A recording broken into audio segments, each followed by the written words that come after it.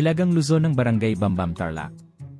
Kinikilala si Guo bilang kauna-unahang babaeng alkalde ng Bamban, isang second-class municipality sa pinakatimog na bahagi ng Tarlac.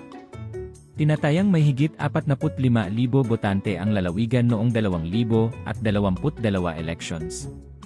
Sa nasabing bilang, nakakuha siya ng 16,503 boto noong nakaraang eleksyon.